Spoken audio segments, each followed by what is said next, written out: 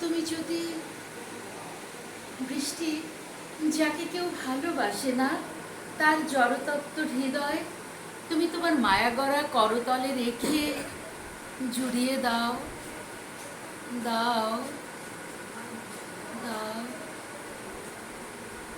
আমি আর ভালোবাসা টাসা কিচ্ছু চাই না।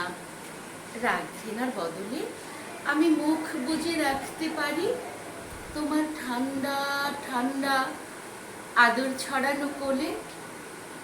আর সচেতনতা গাছটির মরা আলোয় ধুয়ে নিতে চাইছে হৃদয়।